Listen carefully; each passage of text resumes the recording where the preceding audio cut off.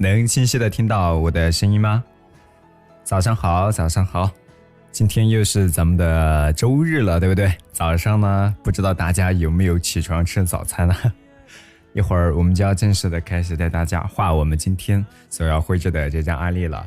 这张案例是一张依然是陈少梅的官铺图，它所绘制的内容呢还是比较细致丰富的，当然和我们传统的构图的方式它会有一定的区别。早上好，早上好，小不点儿文迪，落霞孤鹜，新音小姐姐，可以的是吧？艾兰、秦夕，大家可以呢先准备好咱们的绘画工具，待会儿我们就要正式的开始带大家一起来画一画了啊！我把工具材料呢给大家展示一下，我们今天将要用到哪些，大家可以看一看啊。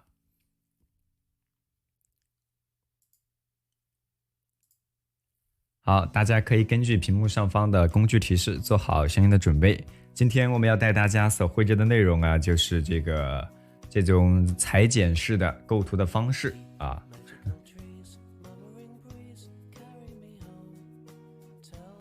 这张画其实相对来说它不会特别的难，你只要尝试着来感受感受就可以了哈。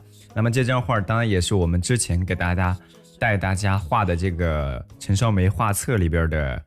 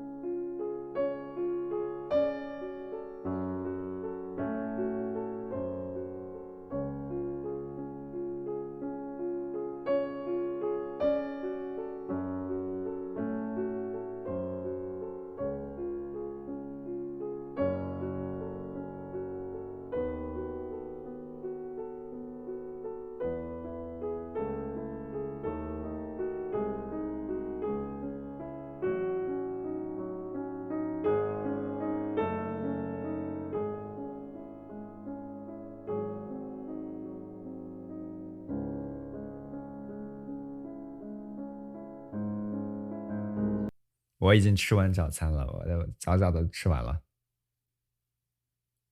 今天会给大家分享一个好物，一会儿大家可以跟着老师一起来感受一下哈。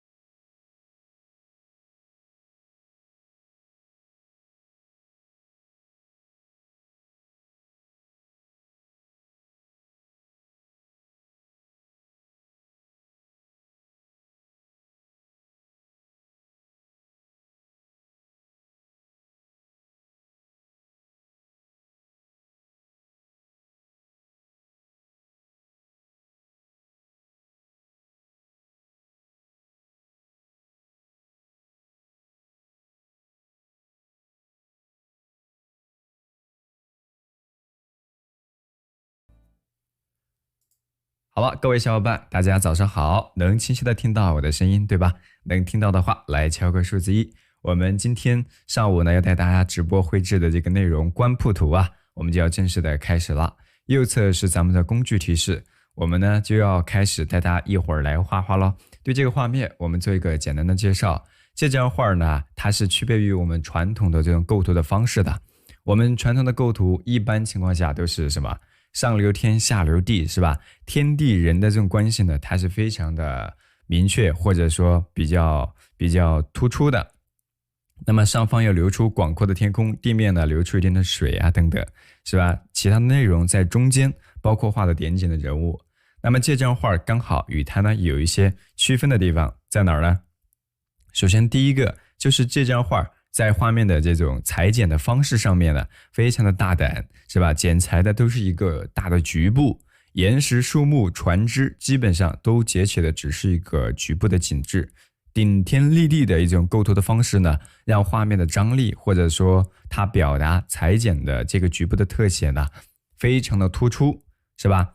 好，当然这张画最突出的内容就是这个岩石和松树了，对吧？还有一个呢，就是点景的人物。岩石呢，它非常的浑整，基本上就2大块岩石就构成了咱们这个画面的一个基本的内容。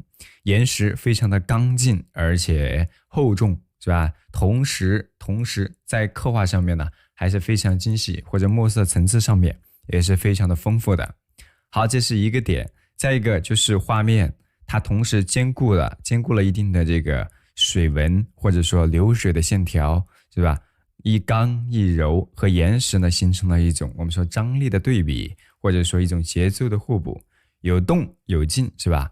有刚有柔啊，都截取了这种局部，然后在这个画面当中一叶扁舟，一位高士呢，席坐在这个船头，是吧？仰望远处的这个瀑布，点出了咱们整个画面的一个主旨。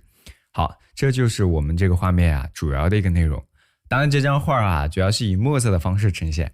昨天晚上有个小伙伴来跟我说，老师为什么要画一个这么灰溜溜的画？好，他说我要给你点颜色瞧瞧啊。一会儿呢我们如果在课后绘制的时间比较充裕的话，我们可以带大家画一张颜色相对丰富一点的作品，好吗？是的，咱们的回放还包括我们画的这个画册呢，都已经放到了咱们的这个小黄车屏幕下方，大家应该都能看得到。这个小黄车里边，是吧？已经给大家准备上了。如果说你在学习的时间或者工作时间不太方便，总是怕跟不上或者错过自己喜欢的案例的话，那以后呢可以在我们的回放区去学习，好不好？好，咱呢就说到这里，接下来我要调转镜头了，做好相应的工具准备哦。屏幕上都已经给大家展示出来了。来，我要调转镜头。好嘞，各位小伙伴这就是今天我们要画的这张案例图，叫官铺图。它的原作呢有大概4尺的样子。其实他画了好几张有的时候画家呢也是自己也会临摹自己的画出于各种原因他呢画的这个官铺图至少有3张，就这个形式或内容都一样的他都画了3张，在咱们这个画册里边都有2张，就是同样的这个案例图所以以后自己也可以尝试去画画。我们后面还会再反复的带大家多画一些这上面的一些比较符合我们在这个直播的时候，或者说在课上和大家分享的内容，比如说像这样的江青山远，我们同时呢还有就比如说山竹的其他的一些内容的景致这样他的画呢里边画的人物也比较多，当然我们在山水画当中可能更多的是以点景的人物方式带大家去感受所以你们可以呢自己呢可以来一本尝试感受一下，上次我们画的就是这张，对不对？好，也在我们的小黄车里边给大家备上了陈少梅的画册，总共呢是上下2卷上下2卷。好嘞，我就把这个放到一边去了我们要开始大家动手来画一画了。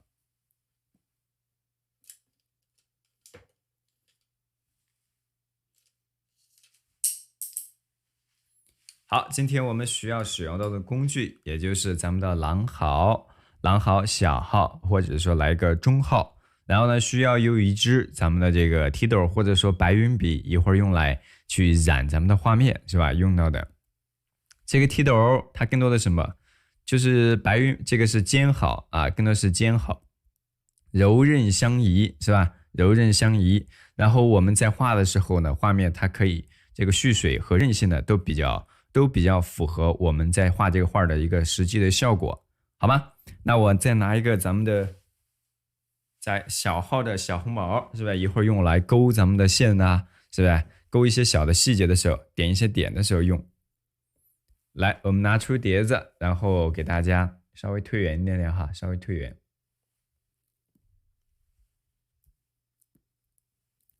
咱们的毛笔需要的基本的工具材料也在我们的小黄车里边。这是我们的直播间的一个小卖部为我们很多零基础的学员需要来了解和学习的学员呢，准备了一些基础款啊，有套装的，你可以在这个咱们屏幕下方的小黄车边能够看到。好，拿出咱们小号的这个蓝号笔来，在笔洗里边先给它浸湿，了哈。好，我们换一个干净的这个湿笔的纸。好，浸湿之后，毛笔的笔尖是吧？毛笔的笔尖蘸取咱们浓重的墨色来调和。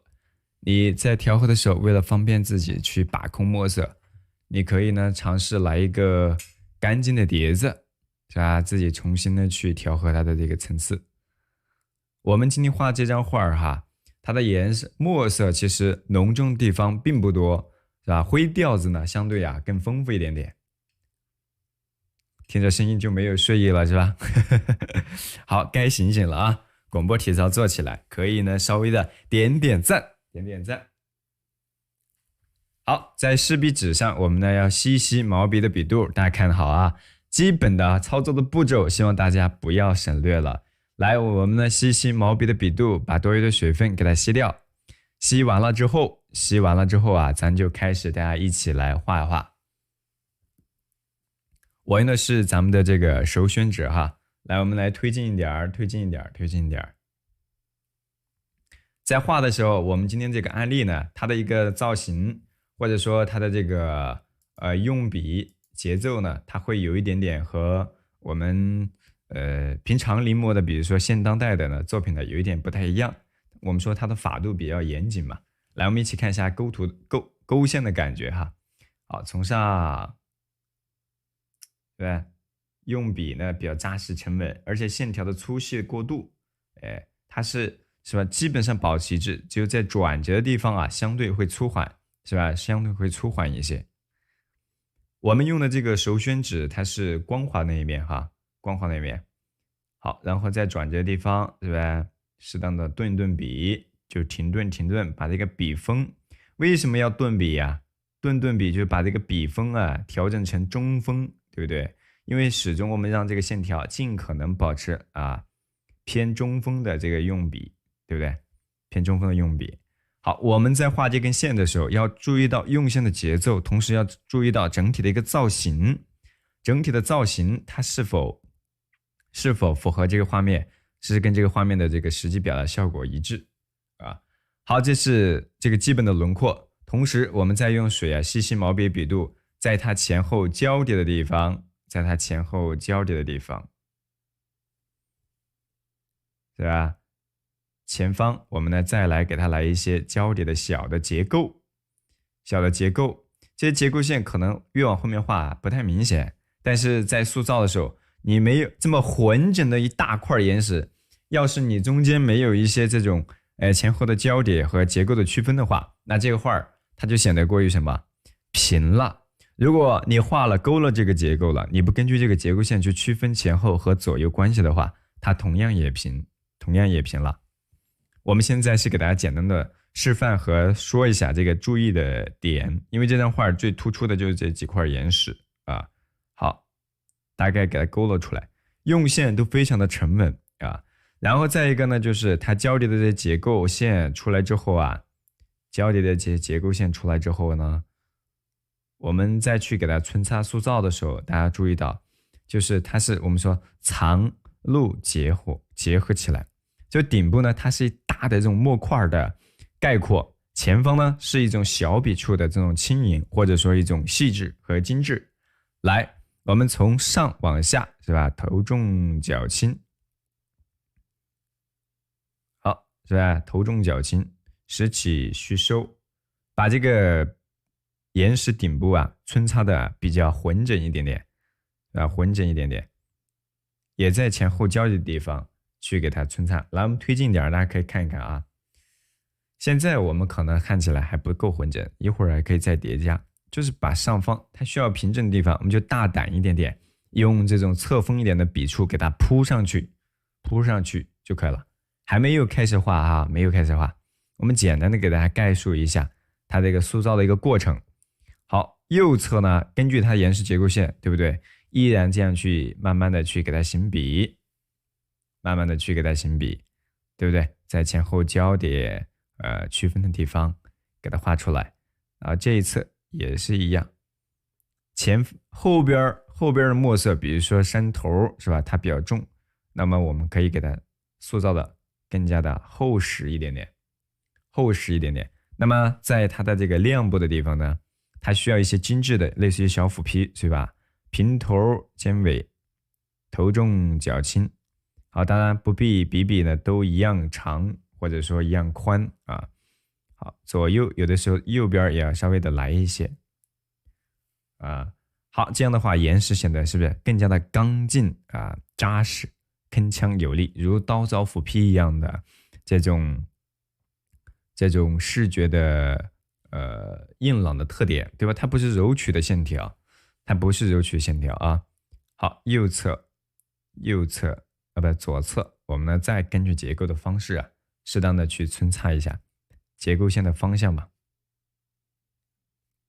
好，再来，右边也是一样。好，越往下面画的时候，我们说你要学会去概括，否则这画它就容易碎，对不对？怎么去概括呢？就大笔触嘛，大笔触有笔触呢，有大有小，它才能显得有节奏感。你全是大笔，显得不够精细；全是小笔呢，显得琐碎，对吧？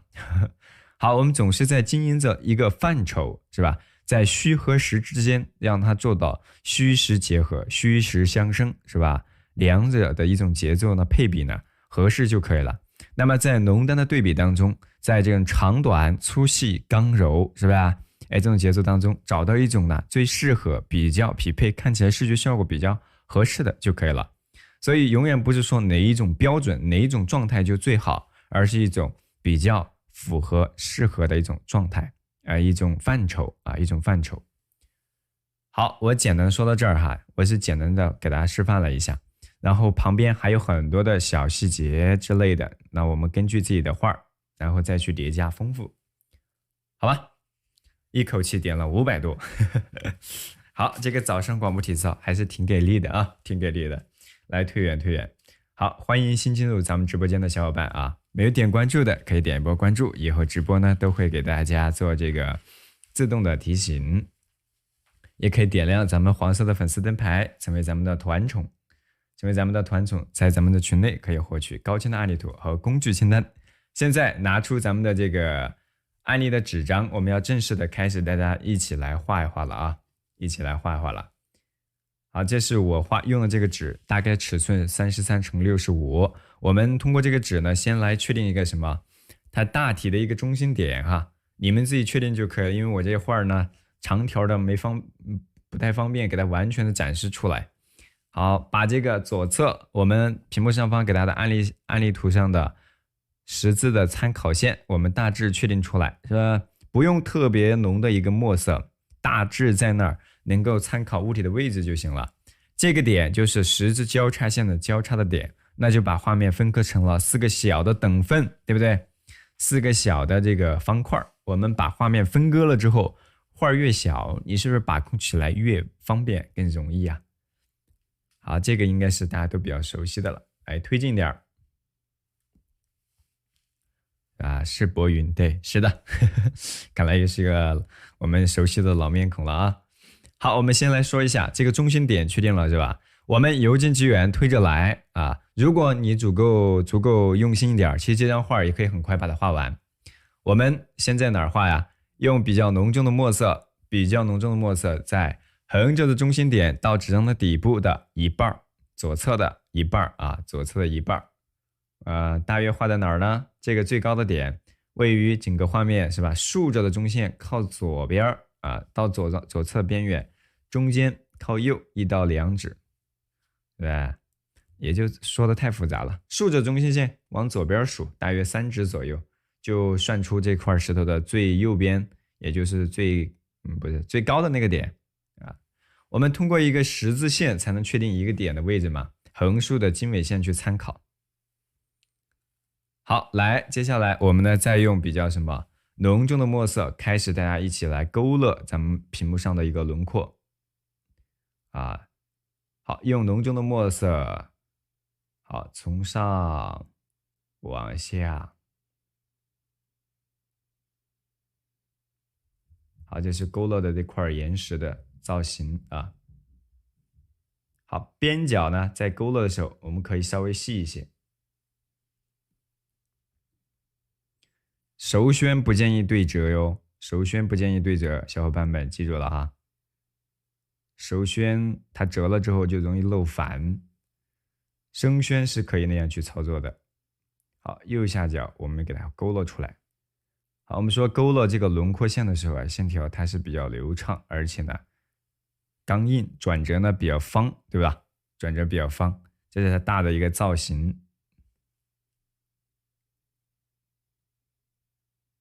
好，这是我们最右左下的这块岩石的轮廓，大概给它勾勒出来了吧？好，然后我们再往里边走，里边走，把它的细节再加加，在这个左侧。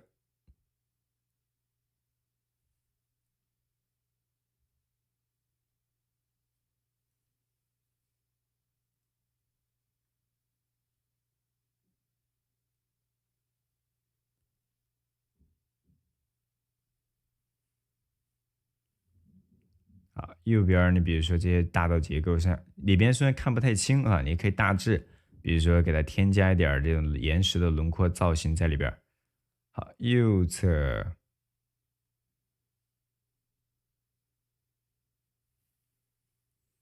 对吧？然后把它左侧呢再来高矮错落的交叠一些。这个呢，我们就不说里边的结构到底有多宽，你可以通过我们大体定的位置，或者说轮廓的大小啊。你可以自己灵活的去安排一下，是吧？灵活的安排一下它有多宽多窄，是吧？它这种宽窄的疏密的节奏，我们给它带出来。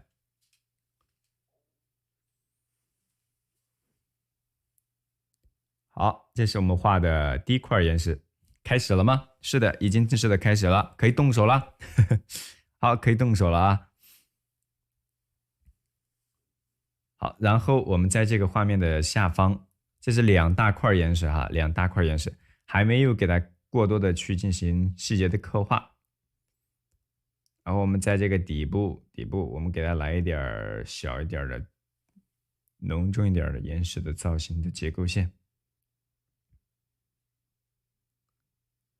好，当我们画这种偏古一点、偏传统一点的作品的时候，你才会去注重到它的这种用笔。以及对造型的这种严谨的把握，你当这种东西熟悉之后，比如说我们再去画，比如说那些现当代的一些作品的时候啊，它对内在的秩序和造型你更熟悉，那么你在勾勒和皴擦塑造的时候会更加的得心应手啊。其实都是有这么一个积淀的过程。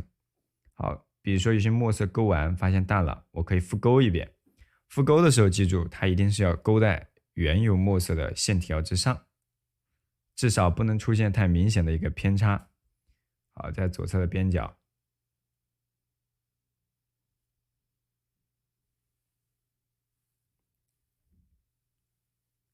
好嘞，这是大体的一个轮廓，是吧？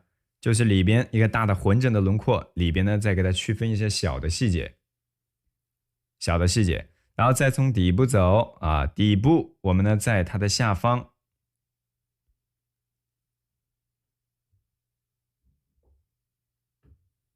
在它下方，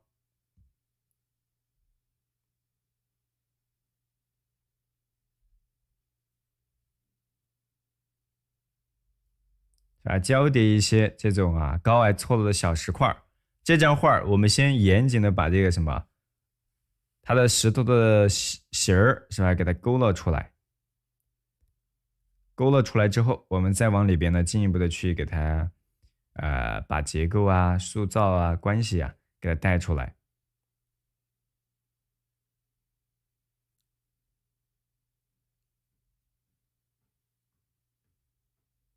好，越过了咱们稍微越过一点点，竖着中心线，然后再往下边走。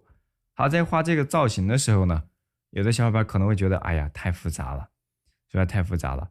你可以适当的取舍。当然，在跟直播如果确实比较累的小伙伴，比较跟起来比较吃力的小伙伴，可以先尝试局部练，好不好？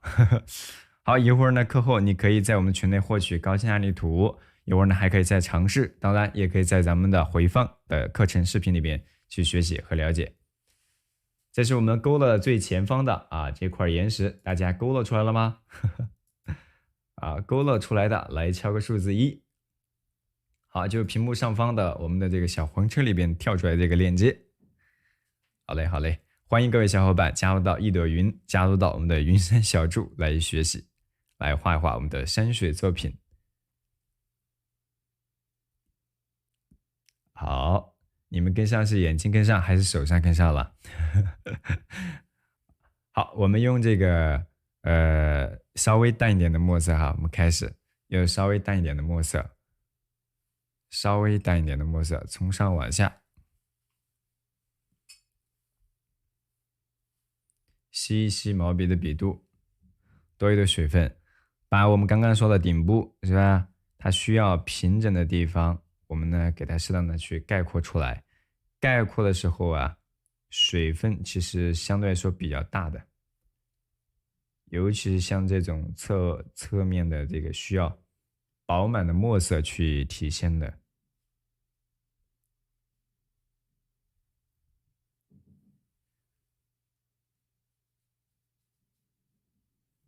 画这个的时候呢，你就要行笔要大胆一点，墨色大胆的去给它铺，是不是？好，然后我们呢需要浓重的墨色的时候，你局部的去加重，局部的去加重，是吧？在这个顶部这块儿，它也不是说完全是同一个墨色层次的。皴完之后，这里边不能流出特别明显的这种小的白点，然后我们再来用这种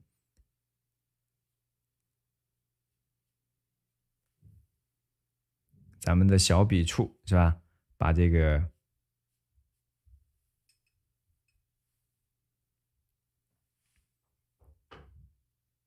淡墨根据岩石的这种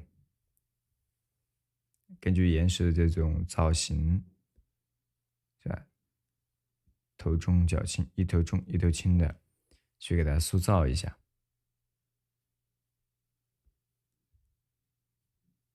好，带一带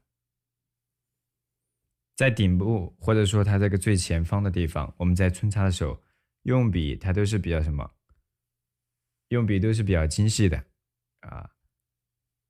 好，上方我们是皴擦的比较浑整，往顶部走的时候，我们一定要注意到它的精细的细节的体现。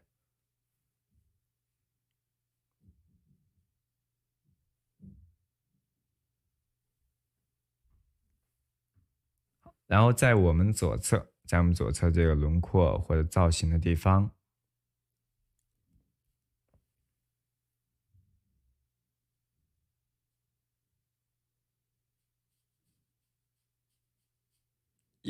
右边我们要横向的来上一点结构右边横向的或者倾斜的右上左下的来点结构线。好嘞，欢迎新进入咱们直播间的小伙伴好，交叠或者区分的地方该加重你就要加重不能让它看起来是吧琐碎散乱。在左边左侧也是，你看为了保持它区分头重脚轻的这种小笔触，就给它带出来了。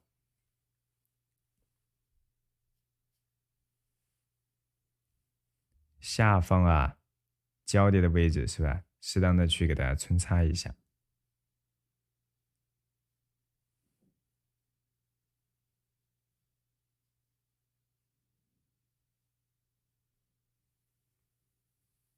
来一点点淡墨，把底部是吧？这块岩石，这块大岩石的边角，好，给它衔接出来。好，衔接出来了，对不对？这一大块岩石不是一块平的，而是有丰富的前后交叠的结构，然后在皴擦的时候有明显的浓淡的变化，以及我们说一隐一显是吧？一藏一露的这种笔触的节奏感在里边。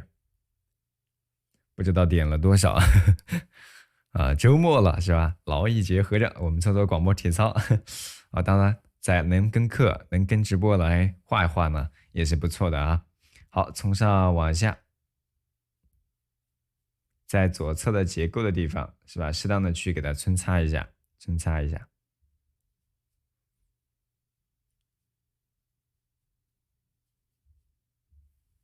啊，根据它结构的形笔的方向嘛，底部在皴的时候，我们墨色可以更淡。我们皴的还是后方的这一块哈，就是底部最前方这块石头，它可以没有上方的那么的明显。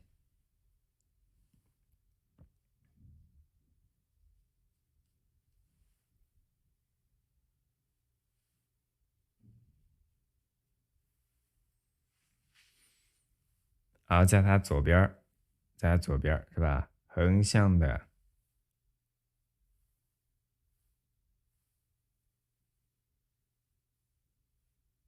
现在用的书，在小黄车吗？是的，我们就是在应该是第2号链接，就是我们画的就是那个陈少梅画册里边的官铺图啊，但它的官铺图有好多个，对吧？因为有很多画家作品，他其实自己没有起名儿啊，这些画都是有的时候，比如在拍卖的时候，呢，拍卖行是吧，或者一些书画的老师呢，给他取了个名儿，所以它就叫官铺图。好，这第一块大的岩石是吧，塑造出来了。然后在它的边角，咱怎么去塑造呢？我们的边角这一侧呢，我们留的白留的白呢还比较多。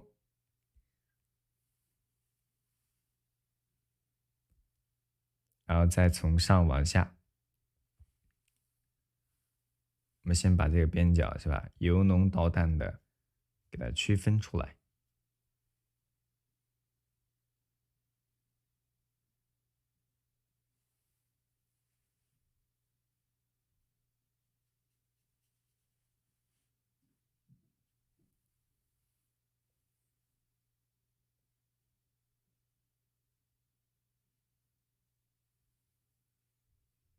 勾勒一些岩石的造型。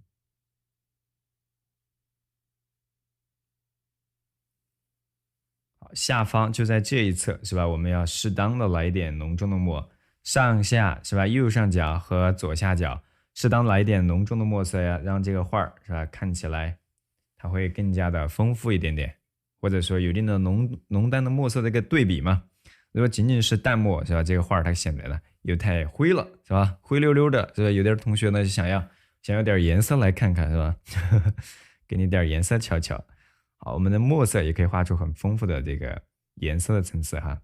好，浓重的墨点，浓重的墨点，然后点在岩石的结构顶部。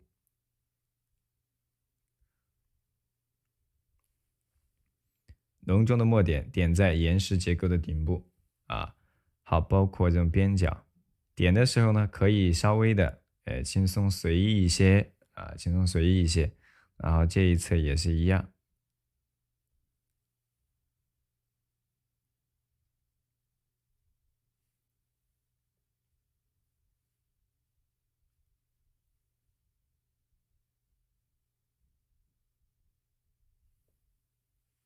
好，然后咱呢再往左边走，再往左边走的边角，稍微的给它点上一些小的点，再给它丰富一下。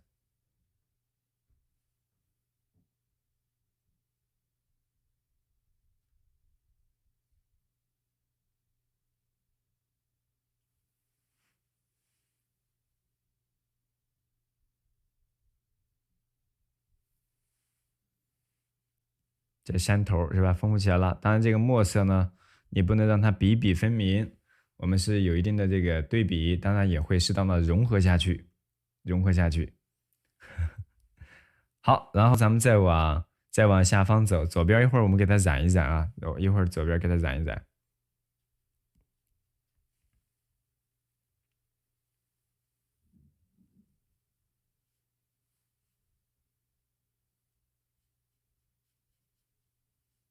好，稍微的寸推进一点点吧。生宣可以画，但是呢，画出来效果肯定就不太一样了。因为手宣它能够把这种用笔的这种线条的这种，比如说方折的转折呀，而精细的用笔的粗细的变化呀，它都能够很好的体现出来。声宣的话，它就不一定了。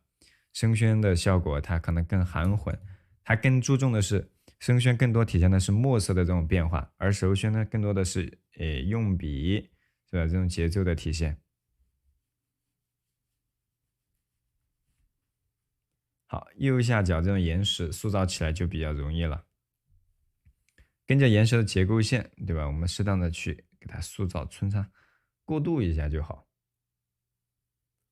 啊，谢谢咱们那个博云儿啊，一会儿我们给大家上点颜色在上面啊，调调颜色，心情会更愉悦一些。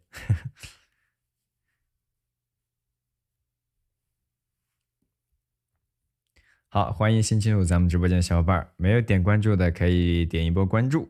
点关注之后，以后我们每天直播的时候啊，会给大家自动提醒，是吧？也不用担心给错过了。好，左侧呢，我们再来点淡墨，是吧？把前后岩石给它区分开，前后岩石区分开，淡墨。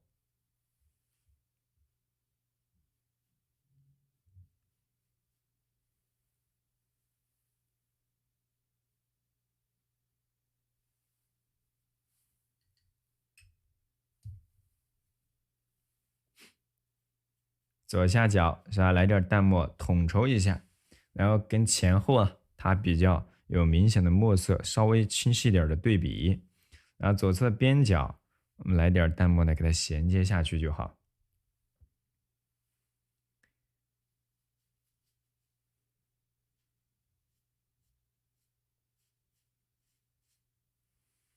好，衔接一下，给它擦一擦。啊，这就是啊，我们博云儿给的颜色，瞧瞧吗？好，然后我们再从上往下。再从上往下，把这块岩石啊，不能让它全是留白的啊，精细一点的经营一块石头的这种，墨色的变化还是挺好玩挺好玩的。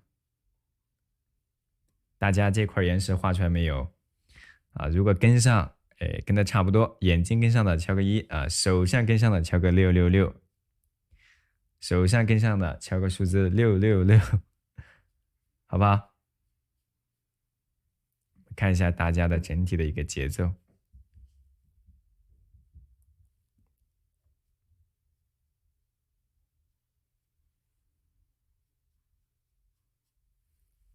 好嘞，都有啊，都有都有，可以的。好，我们尽量是以一个适中的这个速度呢，带着我们的小伙伴往前走哈，往前走。但这边角啊、转折的地方也缺乏一些浓重的墨色，缺乏浓重的墨色。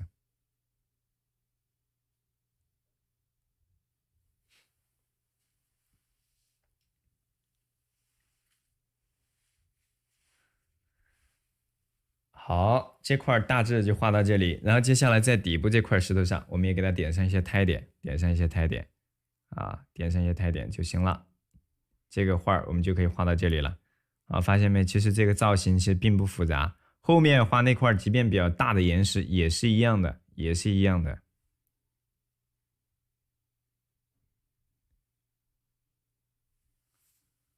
好，点在咱们的这个岩石的转折或者交界的地方。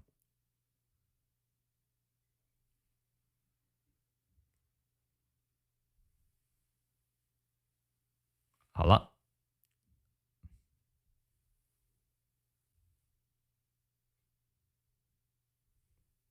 好，这是我们最前方，然后把这个树枝加一加，船只和点景的人物呢，我们最后来画都可以，好吧？来，我们以浓重的墨色在这个树的这个石头的夹缝的地方，夹缝的地方是吧？就这两块岩石前后两处岩石交叠的地方，我们把这种树干的粗细的变化给它找出来，有长有短的这种枝条。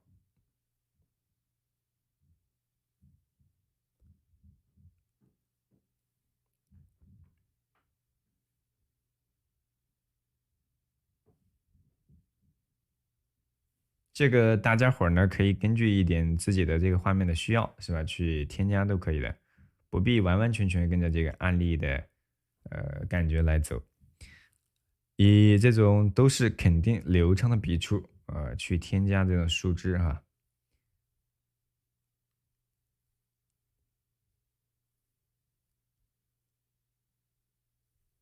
好，稍微的点一点。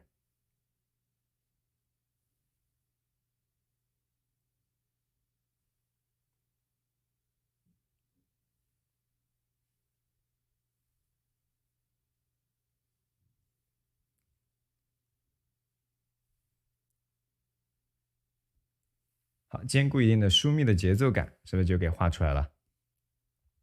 听课了，不聊了。好，好嘞，好嘞。画好国画能找到？可能吧，可能吧。好，然后我们再从右侧勾勒一点点。这个边角是吧？我们给它稍微的来上一些小枝、小树枝，画面就丰富起来了哈。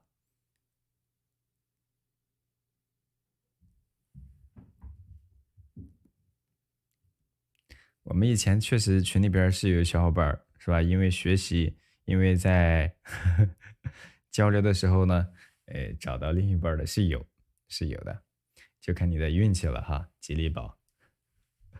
好嘞，咱们这一块就画到这儿，就画到这里了啊。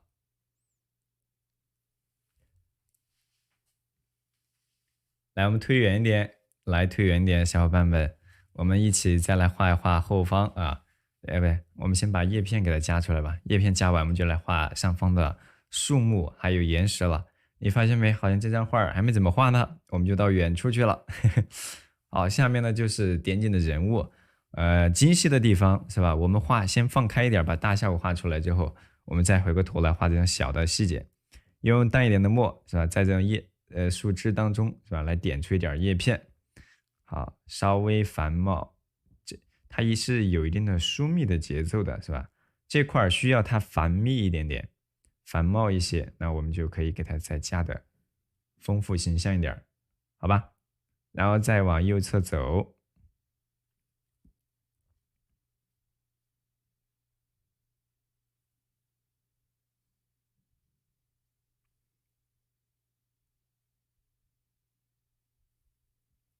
好，再往右侧走，边缘呢是吧？适当的松散一点点，好，在出枝的边角，它要丰茂一点，丰茂一点它的造型。是吧？古人真好，自己读书游山玩水，还有呢其他的同谱帮着是吧？有的呢可能就是自己呢游历大好河山，这个呢古人呢很多的一种爱好呢就是其中之一就是游历嘛。我们之前有同学问到啊，为什么这样很多作品就叫西山呢？对不对？好，我们说西山这种行旅类的主题呢，它是我们说从五代时期呢就已经有了。那么到明代时候，都已经变成了什么游记？我们说徐霞客游记，大家很多时候听过，对吧？他走遍了祖国的很多的美好的地方，然后写下了一些记录。那么到了明代，很多的画家也喜欢这样，像王吕呢喜欢画这个华山，是吧？比如说五师木，木是心，心师华山，他们都有这样的一些代表性的言论。啊，当然诗人呢，可能到一个地方呢，也是对景作诗；那么画家呢，到一个地方就是对景作画了。这块跟上了，敲个数字1，我们就不在这儿多说了。然后一会儿回过头来，我们再在旁边呢画一叶扁舟，然后把它的细节给它表现出来。嗯，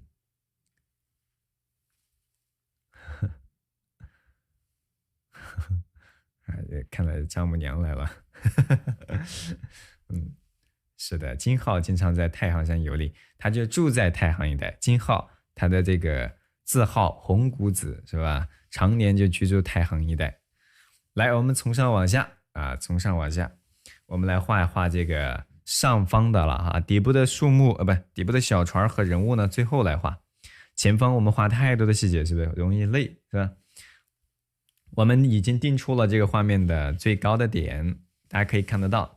在我们屏幕的这一侧，这是我们整个画面十字交叉的点。那么在咱们的十字交叉点的右侧，竖着中心线到整个纸张右侧的在中间吧，这儿就是我们什么最上方这个我们说的顶天立地的这块浑整岩石的最低的点，啊。那么这块岩石我们就从上往下来开始给它勾勒，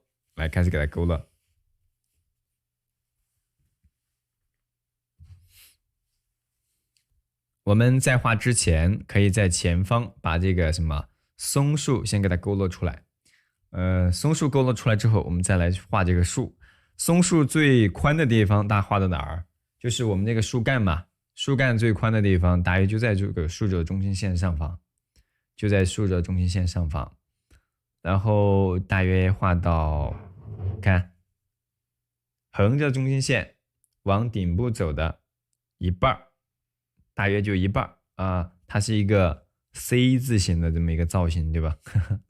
啊，大致就在这里啊，大致就在这儿。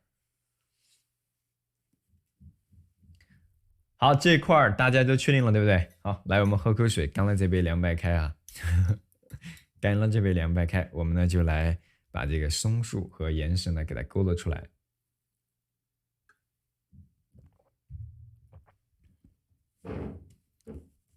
好，进入到咱们直播间的小伙伴没有点关注呢，可以来一波关注啊。然后我们来开始，大家一起来勾勒它这个松树了。松树它是一个就截取的一个局部，它截取的是局部，而不是说我们以前一定要把这个根部给它留出来。我们刚刚给它前面都已经讲到了，这张画它跟传统的这种上留天下留地的这种裁剪式的方法呢有很大的区别。位置在哪儿？位置就是我们说整个最上方的这个岩石最上方这块大的岩石最低点画到整个画面横着中心线，竖着中心线靠整个纸张右侧的一半，然后呢，它最低的点就直接画在横向的中心线上方就可以了，好吧？我们刚刚给大家说到的，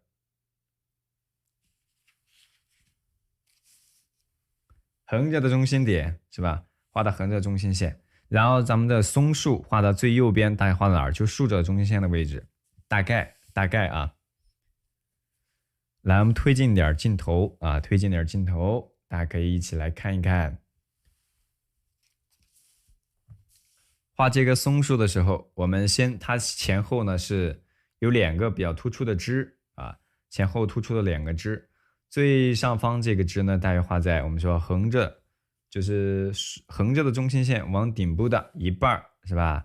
一半再往上，大约2指左右，2到3指是吧？移到纸张的边缘来。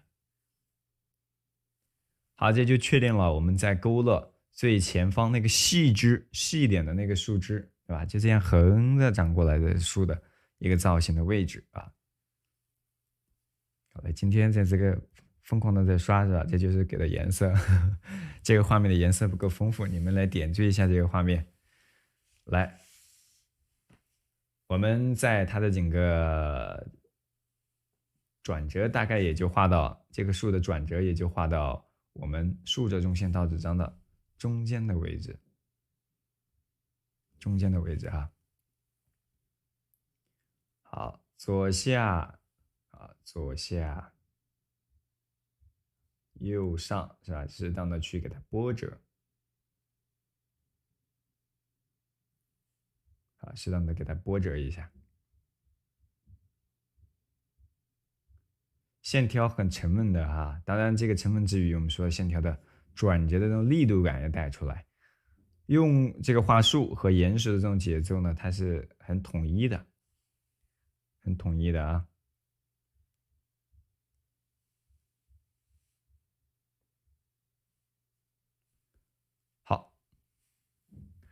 好，咱们专心看看直播。好，然后呢，再从这个上方是吧，给它出一点小枝出来，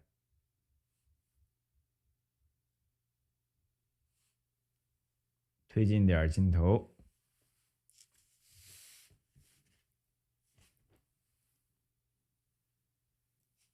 然后我们再从上往下，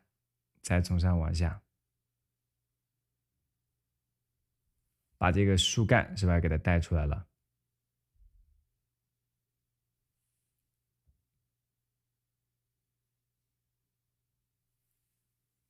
大概的一个树的一个造型和用线的节奏呢是肯定要扎实的哈。然后在勾这种小枝的时候，拾起虚收啊，方进，而且用笔呢它是很流畅的，很流畅的。好，然后我们再往上边来，再往上边走的时候，我们注意到的就是这个。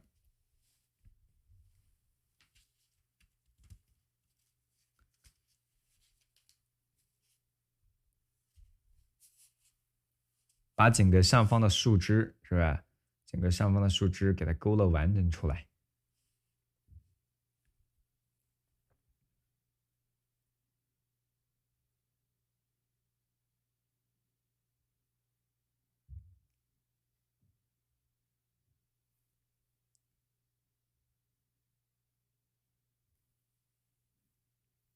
好，在它的顶部这一块儿。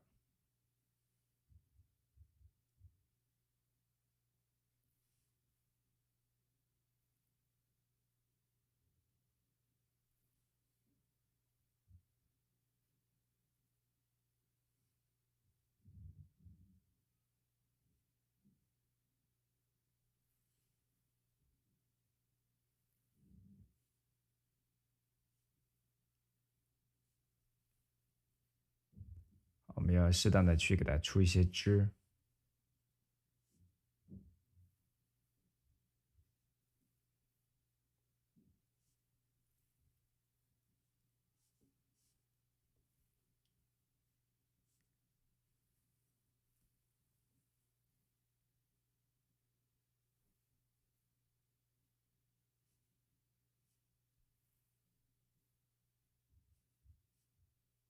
好，稍微的加两个哈，这个线条这纸张有点歪了，好，稍微的加加。要加一些这个枝干在上方，让它的姿态看起来更形象一些。今天只是来看一看是吧？顺便点赞。周末了，可以尝试的去来画一画。如果实在是时间不太方便，是吧？可以呢，回过头来选择我们的回放呢，慢慢的去巩固和练习，永久观看，不限时间，不受地点的约束，哪里不会点哪里都可以的哈。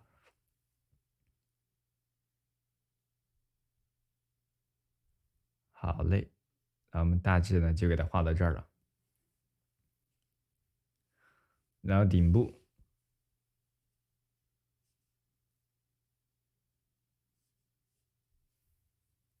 把这个树枝给它加出来。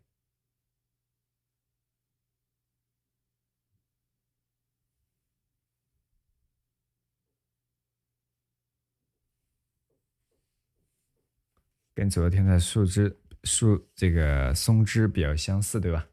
都他一个人画的，有相似的地方，也是不是很正常？好，然后呢，我们再往它的前方走，我们先不去给它塑造细节啊，松针也先不画，我们把这个松树画完之后啊，再去给它叠加，主要的就把这个大体的姿态给它画完整。把这个姿态画完了之后，内部的细节我们可以慢慢的来，内部的细节可以慢慢的来。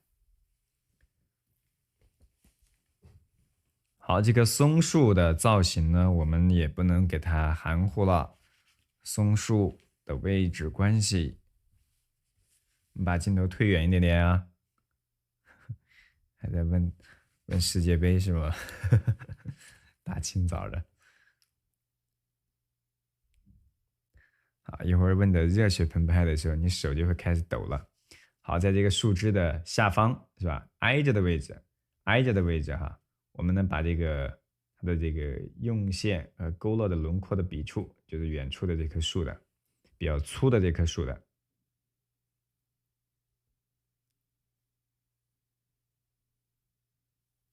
好，给它衔接过来。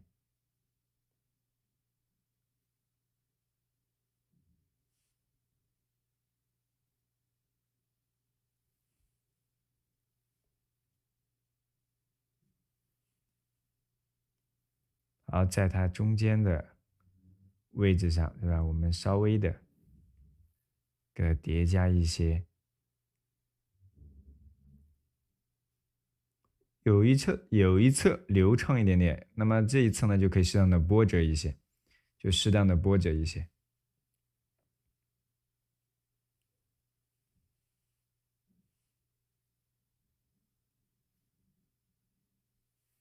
好，这是咱们的整个的一个主干，当然它的整个的一个粗细的过渡啊，我们还可以用比如说这种线条的浓度给它带出来。有跟上吗？可以用伊文的那个勾线笔，伊文的那个勾线笔勾起来感觉也不错，我们拿出来勾一勾啊。用伊文的这个勾线笔来勾这个线条，感觉也挺好的。来，我现在用的就是伊文，在我们的这个小黄车里边呢也有这款笔，大家可以根据自己的需要呢去看一看啊。伊文就是我们现在给大家说的这个啊，屏幕上已经给它弹出来了。然后在画的时候呢，它因为线条锋比较长嘛，所以在勾线的时候啊，它有这种顿后的这种节奏。你比如说，当然水墨一定要饱满哈，水墨饱满一点点，啊，在这一侧双勾这个树干，这个树枝，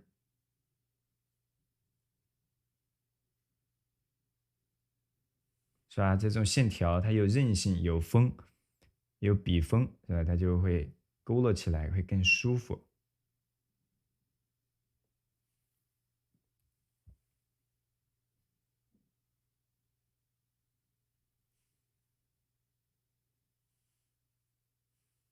再往下走，大约画到哪儿？我们把这个树的整个的枝画到也就差不多横着中心线这一块就差不多就画到横着中心线这一块啊。好，这是我们刚刚确定的这个枝大概的位置。好，确定出来之后，往下转折，稍微顿一顿，来点长短不一的线条的这种节奏感。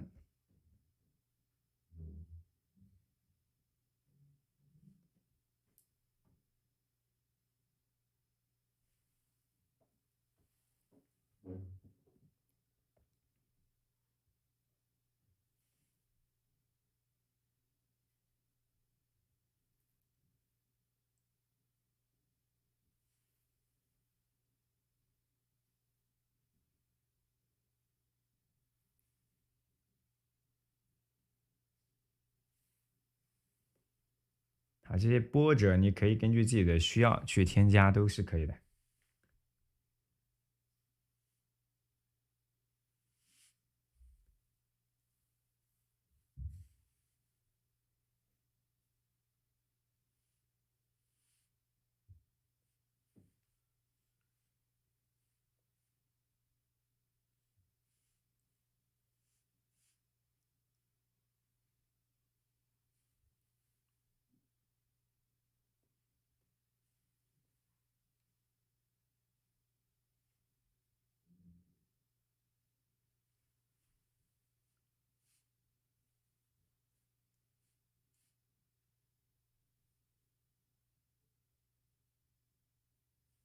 好，长有短的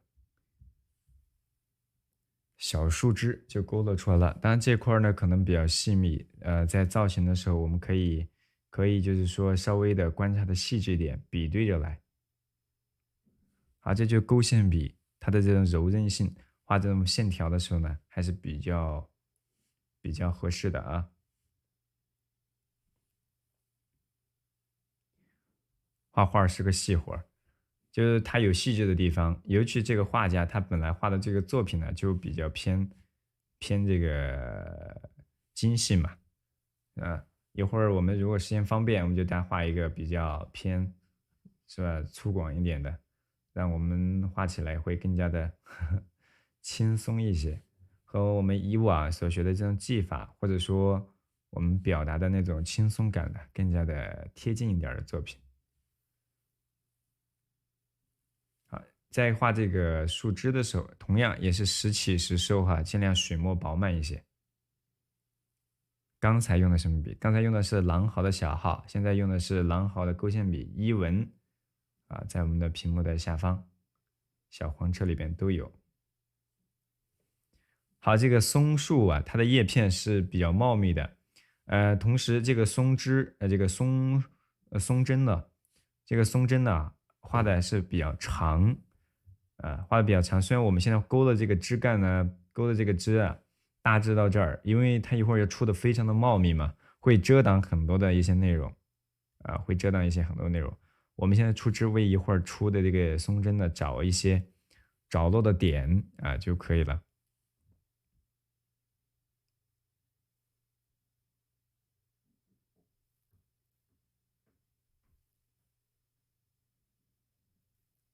在这些树干的边角、树干、树枝的边角，可以点上一些浓重的墨点，是吧？能看得清楚就好。然后我们再往边角走，是吧？适当点上一些胎点，同时我们再可以给它皴擦一下。这个皴大家都知道，松皮如林，柏树缠身，对吧？这个应该是都比较熟悉了。我们把这块勾勒完啊，来带大家一起皴一皴哈。好嘞，新进咱们直播间的小伙伴呢，可以点一下左上角头像加关注哦，加关注啊，不迷路，好不好？来，我们推进，然后从上往下，我们在这一侧啊，来勾勒一下它的这个树的有个藤蔓，它是有个藤蔓的，那个藤蔓呢，大约画到的位置，我们刚刚之前有给大家讲到，对吧？要贴近于咱们的树枝的中心线的位置了，好，大致的位置确定那儿就行了。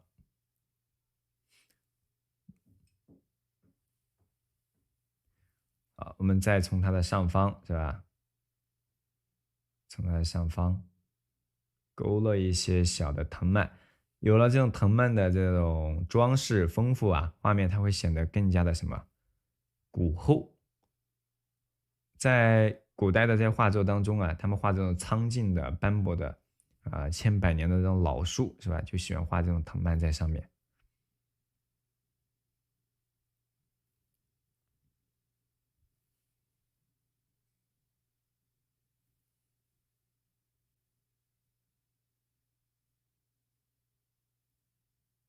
有了藤蔓的丰富，画儿它会显得更加的完整。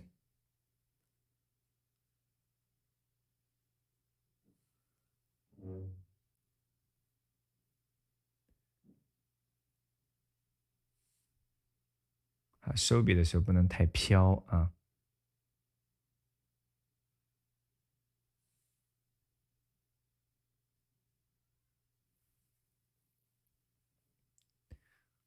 这是加的这一块的根干。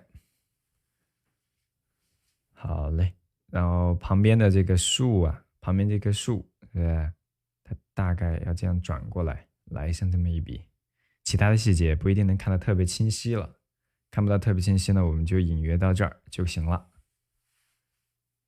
力到笔尖，我们经常讲叫力透纸背，如追画沙一般。你把你的手指头是吧，在这个水面一盆水里边划过的感觉啊，去尝试这种感觉，把手指头是吧，至少一节手指伸到水里边滑动是吧，这个匀速的这种滑动，去感受这种阻力是吧？再用手指头呢去划过沙丘啊，你去感受一下这样的用笔的感觉。是吧？这笔锋它是吃力3分，把这个笔啊入纸3分呢，3毫左右给它这个压到纸张上。用笔它是要静停有力，在转折的地方适当的顿顿笔，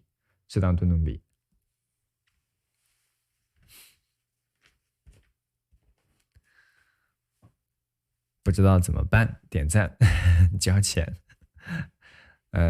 这个直播不需用啊，直播不需要啊，回放你可以就是说，根据自己的需要呢，在屏幕的下方，支付的方式呢多种都可以啊，然后用我们浓重的墨点，在咱们转折这个树疤这一块是吧？转折这个树疤这一块来一个墨点，来给它叠加上去啊，让这个画看起来更丰富一些。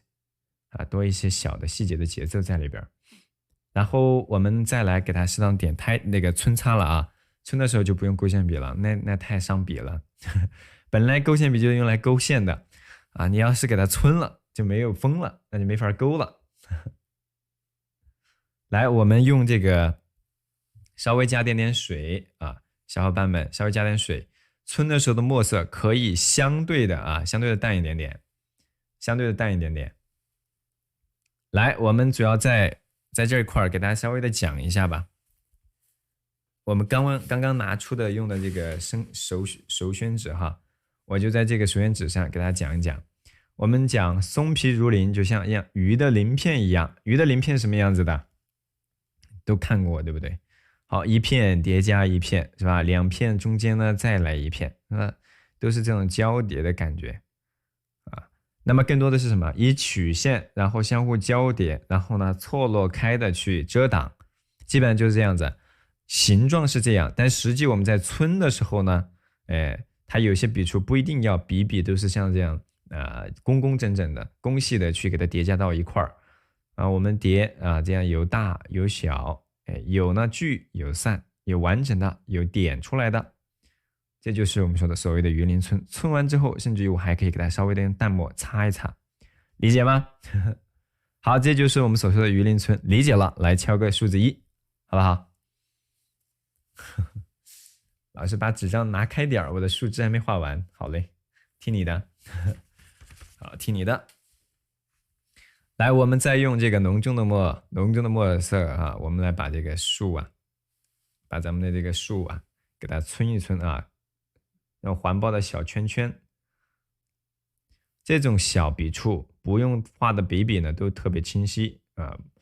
好，现在画这个树的时候需要大家用一点功夫啊，但是一会儿画石头的时候其实就很快了，啊，要有点耐心哦。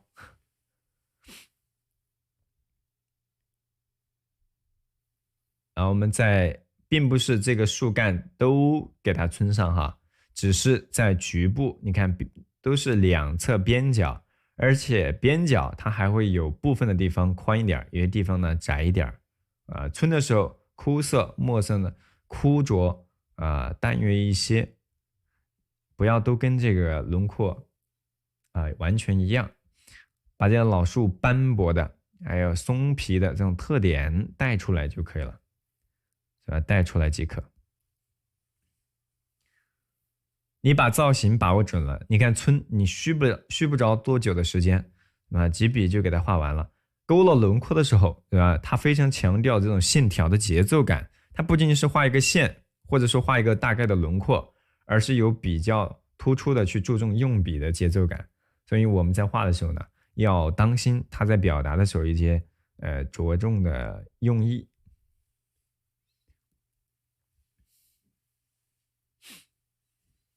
好，这是咱们的这个松树，然后树枝是吧？树枝都不能像刚刚那样的去圈了，是吧？树枝你只能是稍微的若隐若现的来一些就可以了，若隐若现的来一些。好，稍微的去皴擦的带上一点笔痕，让这个树枝厚重起来。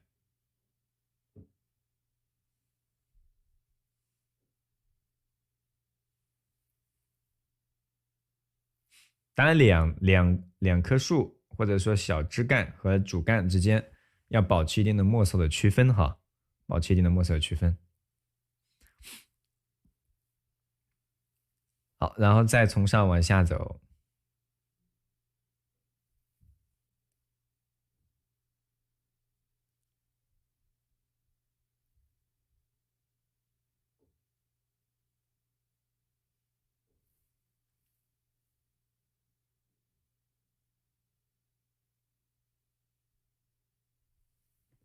好了，我们把这个树的造型是吧，大致就给它画出来了，丰富出来了。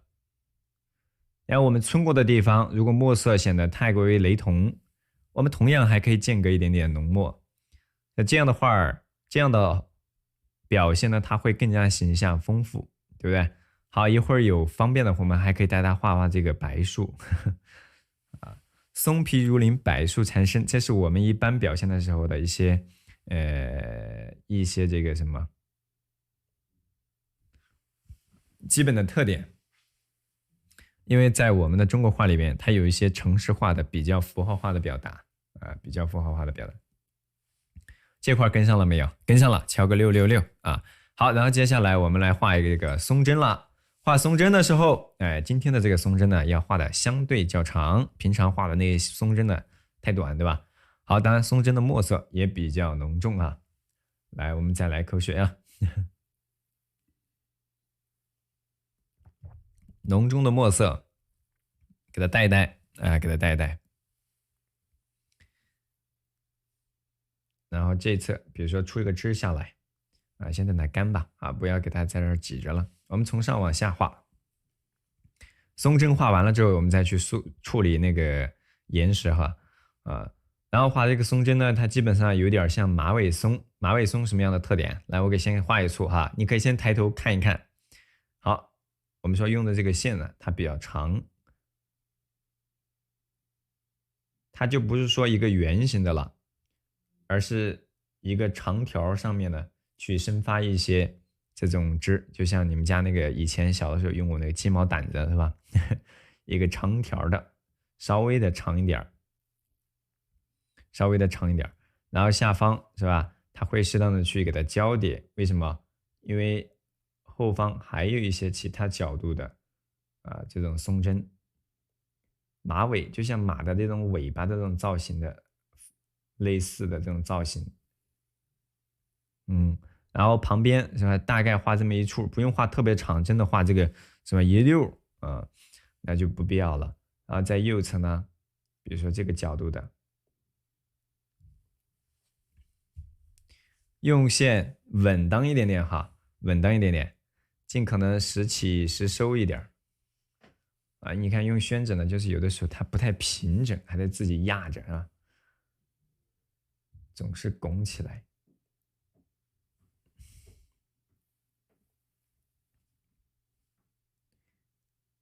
好，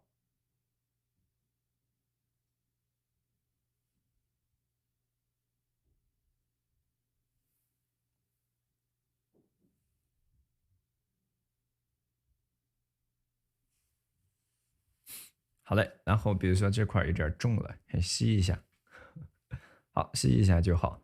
然后再往下面走呢，比如说各个角度的这马尾松是吧？我们呢都给它穿插一点。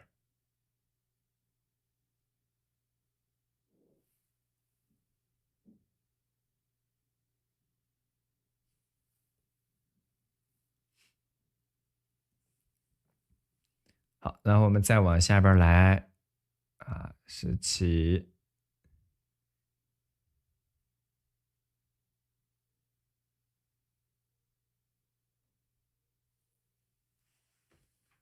丰富一些，但这个水分要尽量饱满哈，枯涩一点之后，它就看起来不太舒服，太毛毛躁躁了哈。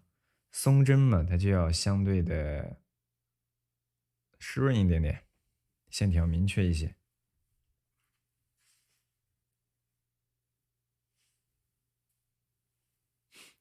好，在这边。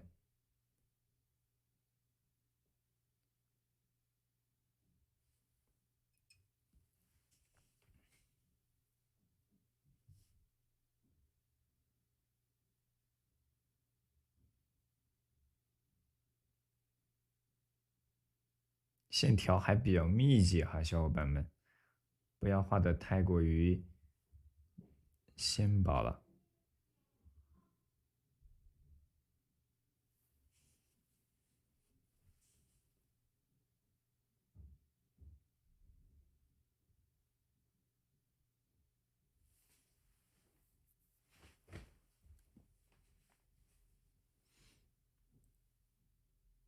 上午时间不太允许，上午不太允许的话，回过头来有机会呢，可以看看咱们的回放永久观看，还可以给大家点点作业。好，这是上方这一块啊，我们这一簇先给它画到这儿吧，先给它画到这里，然后我们用浓重的墨色，再从左边走，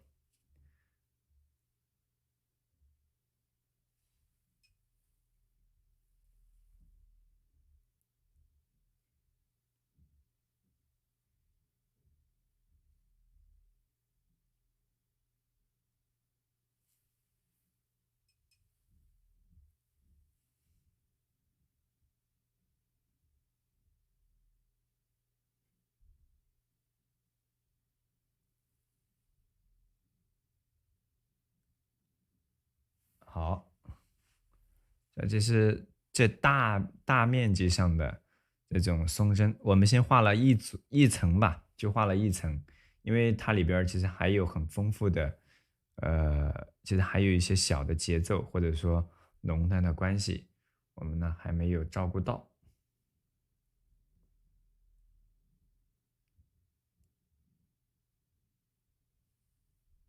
当然不是比比平行，它们可以有一定的交叠的哈。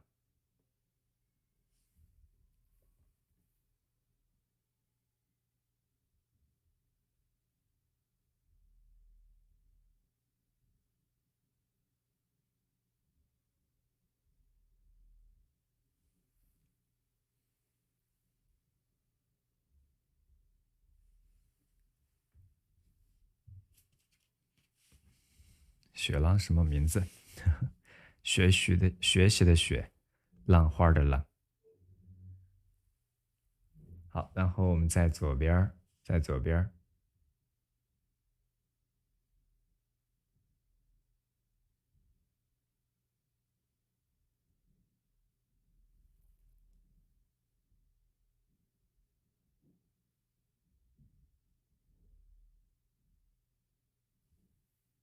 好，把这个松针带出来，然后这一侧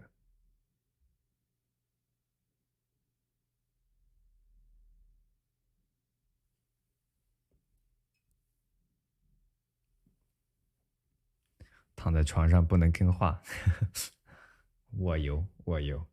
好，从上我们再往这边来推进一点点哈，这个需要点小的细节耐心，画的像像蒲扇，蒲扇也可以哎。好，再从边角吧，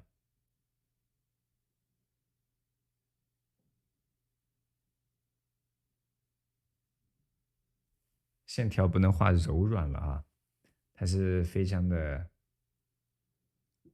流畅，并且是比较这个直愣的。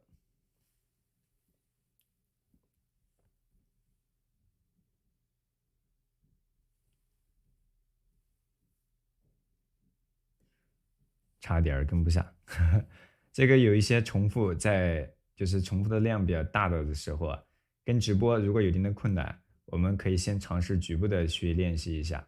那么局部的练一练呢，能让我们这个自己手上的功夫啊更加的这个扎实。先不用完全着急把它完全画到这个，比如说画儿上面去。所以你局部的练一练之后，你熟悉一点了，再往上面去这个画。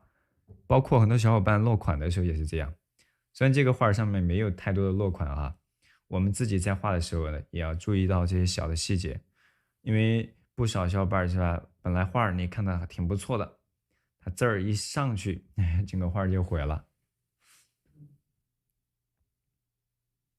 好，我们在画的时候呢，不是要一簇一簇的就画到边角，它稍微有一些不同角度的这个线条叠加起来，看起来更丰富、形象一点。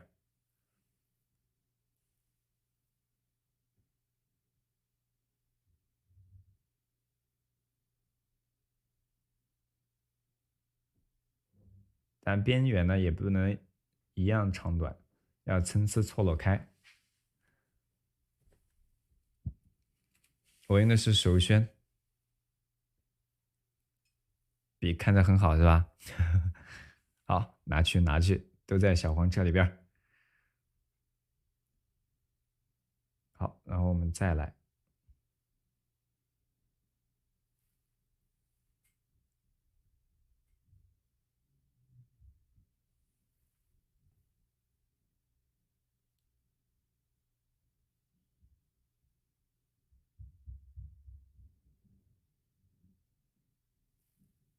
好，在边角。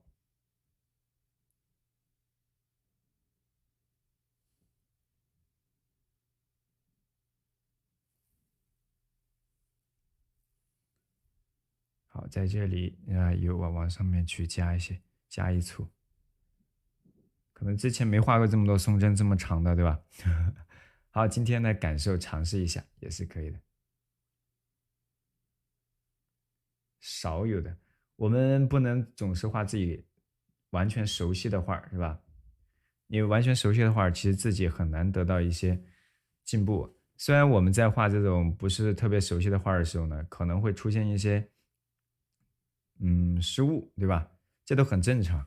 有的时候我们把这种失误的这种感觉呀，能够运用到一些不一样的画面当中的时候，可能它刚好就是一种正确的或者更好的一种表达的经验。如果我们天天都是在重复的画一种同样的一种表达的感受啊，那这个可能就少了一些活力和偶然的一些它的一些节奏。好，这是我们顶部这一块稍微退远，稍微退远。好，大家可以看一下整体哈。四叶草啊，大家上午好，周末愉快呀！好，如果已经起床了，在我们的身边也有工具材料，可以呢尝试跟着我们一起来画一画啊。这张画其实除了这松针呢稍微繁复一点，其他的都比较好表现。来，我们再往下边走，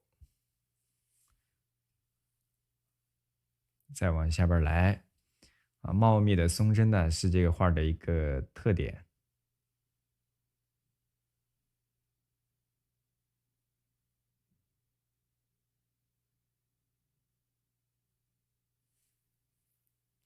好嘞，然后边角，我们又给它添加一簇。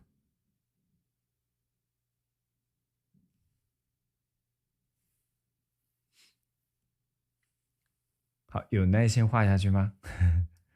生宣是可以，但是画出来效果呢不太一样。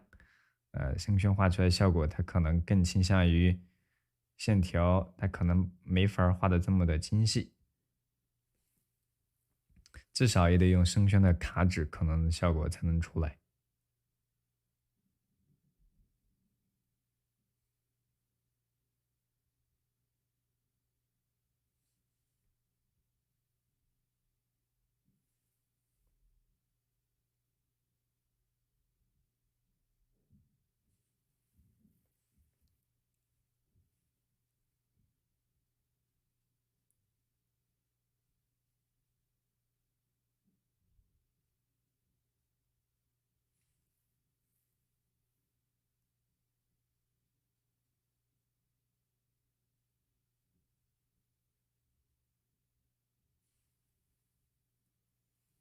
好嘞。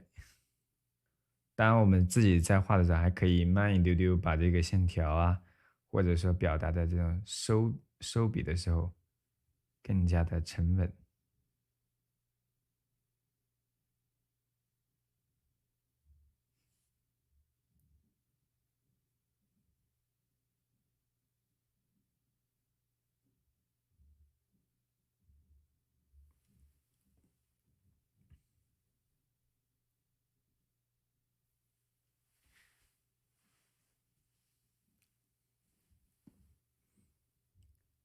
来，我们再从这一侧走。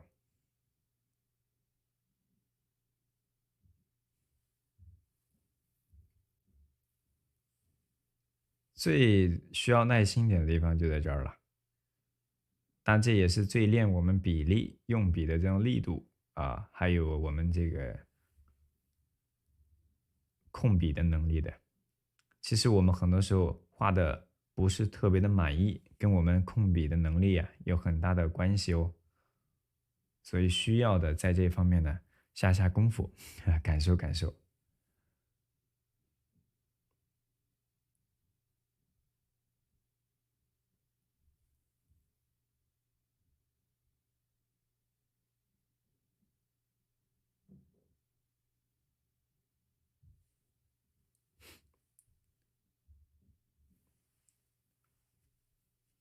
好，从上往下，我们再来把这个松针的边缘不能画的完全一致了，是吧？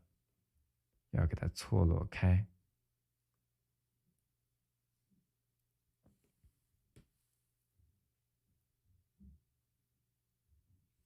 是长在右边山上的吗？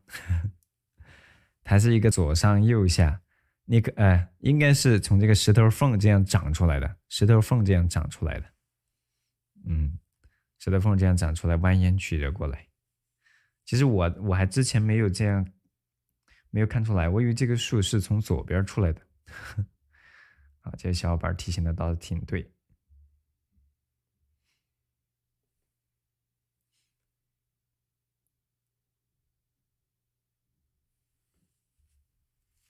好，然后我们再往下边呢，把这个松针的差不多就快画完整了啊，耐心点哦，这一点画完，咱们呢其他的就画起来就快了，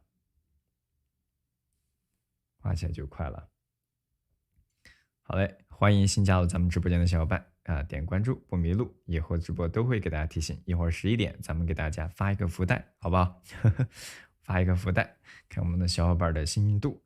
不仅来跟直播啊，我们还可以领取抖币啊，可以直接使用的啊。好，然后在这一侧边角再来。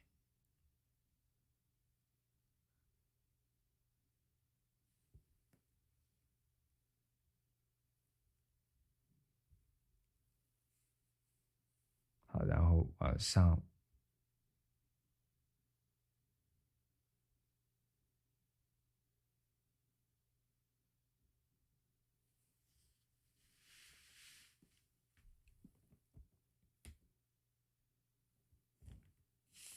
通常不抱希望，或许可以参与一下，重在参与，对不对？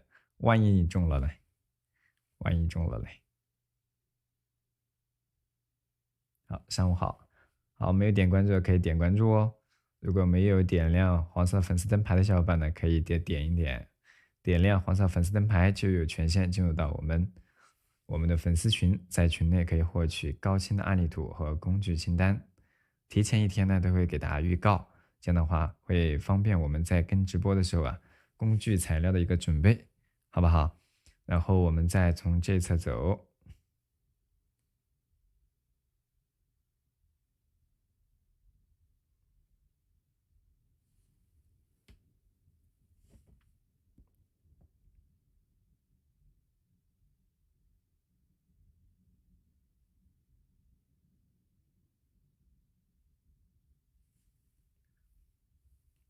再往边角是吧？适当的去茂密出来。以前你们画花鸟的时候画的松针，可能比这个还要更长吧，对不对？所以这个还好。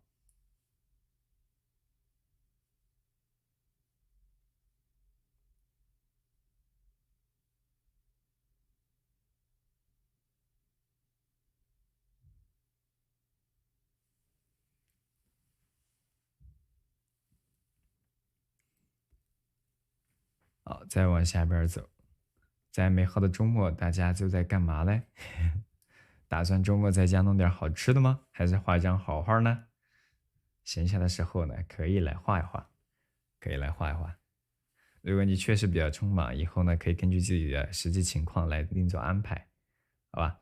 如果得空，我们可以保持一周画一张画的这种手感。如果太久不画，比如说有些小伙伴儿，已经甚至于几个月，甚至于以前学过，对吧？可能甚至于都有上年没有画了，是吧？啊，这样的话呢，就可能手就生了，对不对？啊，就是你要保持一定的手感和熟悉度，这样的话，你画这些作品的时候啊，才不至于说我一上手不知道该怎么行笔了。所学的东西呢都还给老师了，是吧？不拿老师的一针一线啊，全都还回来了，手上全是针线头，都是大家还过来的。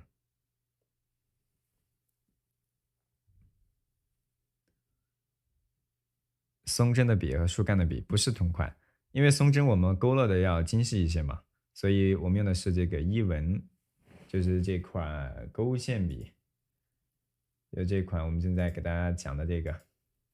好，它已经跳出来了，大家可以看得到。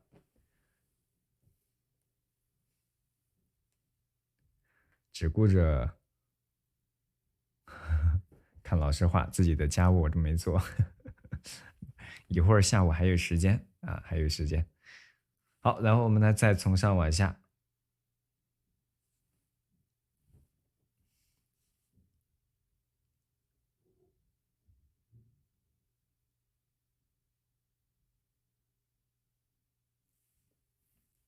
我给它丰富丰富。然后在这一侧呢，最后一处了啊，最后一处了，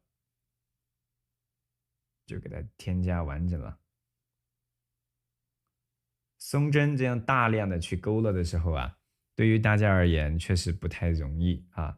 尤其是对于初学来了解的小伙伴，但是都有一个练习的一个过程啊，不用觉得说啊，这个是不是自己画这个没有天分？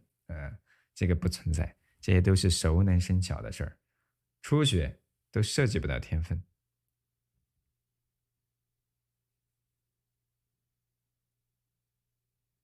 OK，每个小伙伴呢，你都可以画得会的，只要你敢于拿笔尝试就可以了。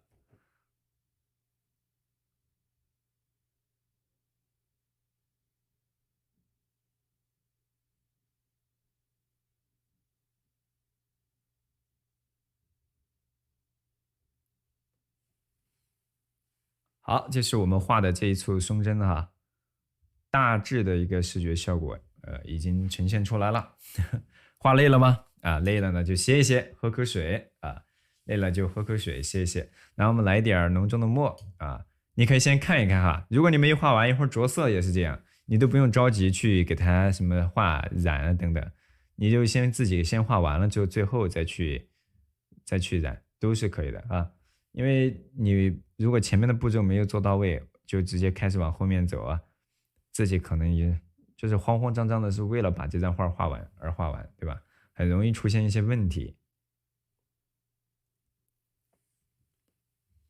啊，到点了是吧？11点，我们歇一歇，给大家发一个福袋。好，给大家发一个福袋啊！依然老规矩，中了福袋的小伙伴啊，中了福袋的小伙伴可以把你自己今天画的这张画，然后呢和你中奖的这个截图发到我们的粉丝群，我可以给大家点评，当日有效，好不好？我们作为一个周日的一个一个礼物啊，好嘞，我来找一下福袋啊，好嘞，全民福袋，然后我们设置人数啊，来口令参与，点一下福袋就可以了哈。点一下福袋就可以了，不需要我们过多的去发弹幕啊，或者怎么去操作。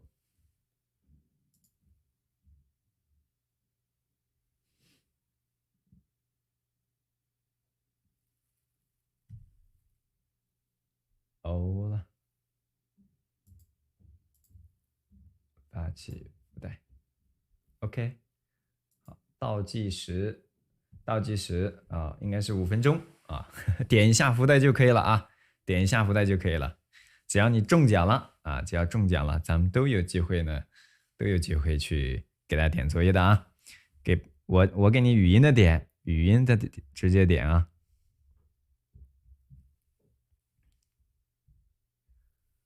好嘞，然后我们再来一些小的胎点，点在岩石的这个树干的边角。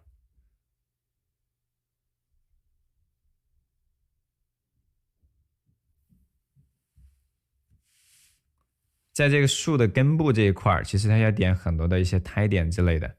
我们可能需要一会儿把岩石点完了之后，